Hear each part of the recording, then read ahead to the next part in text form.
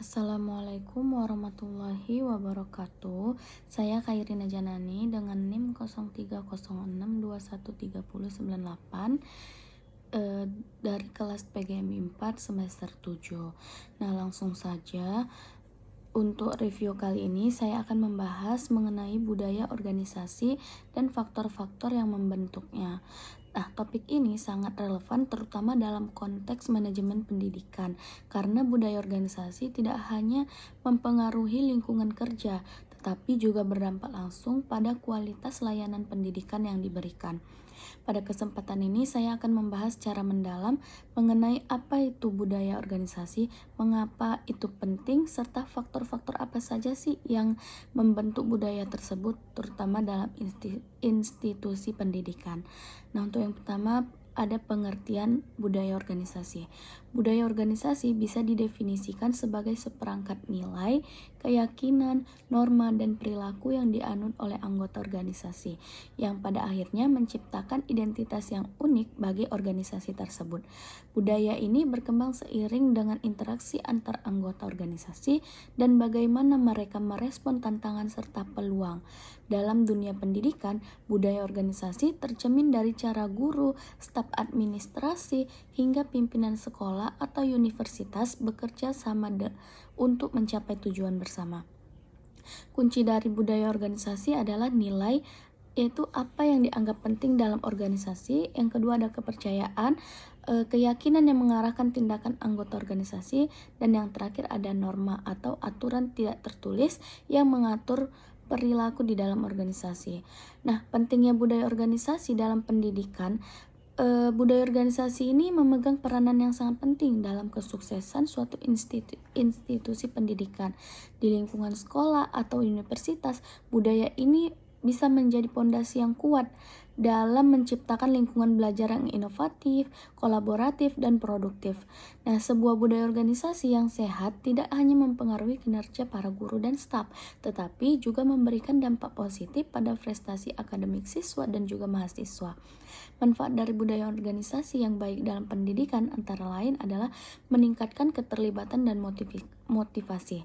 Nah, ketika anggota organisasi memahami dan menghargai budaya yang ada, mereka lebih bersemangat untuk berpartisipasi aktif. Yang kedua ada membantu dalam pengambilan keputusan. Nah, nilai-nilai yang dianut bersama membantu anggota dalam mengambil keputusan yang sesuai dengan tujuan organisasi. Yang ketiga ada menciptakan lingkungan kerja yang harmonis. Nah, komunikasi yang terbuka dan saling mendorong interaksi yang positif antar anggota organisasi.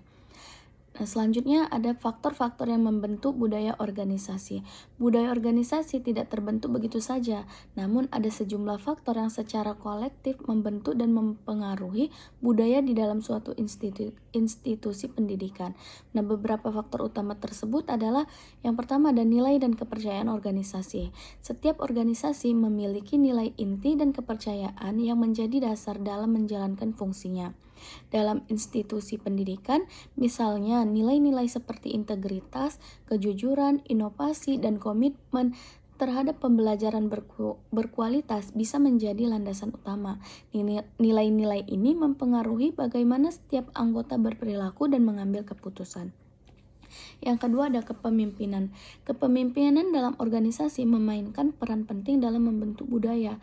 Gaya kepemimpinan yang diterapkan, baik itu kepemimpinan partisipatif, otoriter, maupun transformatif sangat berpengaruh pada budaya organisasi.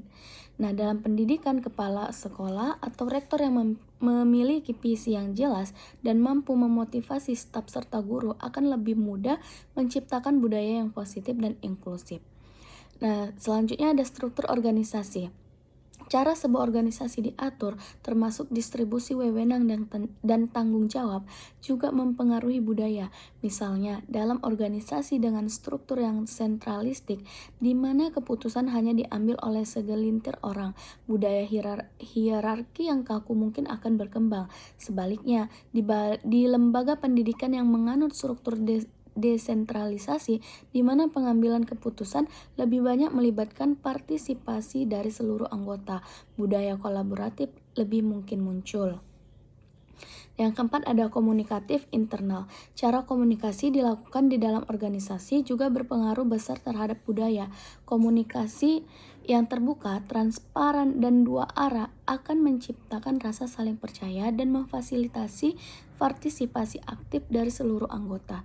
Dalam lembaga pendidikan, komunikasi antar pimpinan, guru, staf administrasi, dan siswa sangat penting untuk memastikan bahwa semua orang berada di jalur yang sama dalam mencapai tujuan organisasi. Yang kelima ada lingkungan kerja fisik dan sosial. Lingkungan kerja, baik itu dalam hal fisik maupun sosial, juga mempengaruhi budaya organisasi, misalnya ruang kerja yang nyaman, fasilitas yang memadai, serta suasana sosial yang positif antara kolega dapat menciptakan budaya yang mendukung produktivitas dan kreativitas. Yang keenam ada sejarah dan tradisi organisasi. Setiap organisasi memiliki sejarah dan tradisi yang turut membentuk budaya yang ada saat ini. Tradisi ini bisa berupa perayaan tahunan, cara melakukan upacara kelulusan, atau bahkan pendekatan pembelajaran yang diwariskan dari waktu ke waktu. Nah, budaya ini memberikan identitas yang kuat bagi anggota organisasi dan memperkuat rasa kebanggaan terhadap lembaga tersebut. Selanjutnya ada studi kasus budaya organisasi di lembaga pendidikan. Sebagai contoh, mari kita lihat bagaimana sebuah sekolah dengan budaya organisasi yang mampu meningkatkan prestasi akademik dan kepuasan staf. Di sebuah sekolah menengah ketermuka, kepemimpinan yang inklusif dan partisipasi menciptakan lingkungan di mana guru dan staf merasa dihargai. Komunikasi yang terbuka dan teratur antar kepala sekolah dan staf membantu memastikan bahwa setiap orang memiliki pemahaman yang jelas tentang visi dan misi sekolah. Selain itu, tradisi yang kuat seperti upacara penghargaan bagi siswa berprestasi memperkuat budaya organisasi yang berfokus pada pencapaian akademik. Mungkin ini saja yang dapat saya sampaikan, kurang lebihnya saya mohon maaf. Assalamualaikum warahmatullahi wabarakatuh.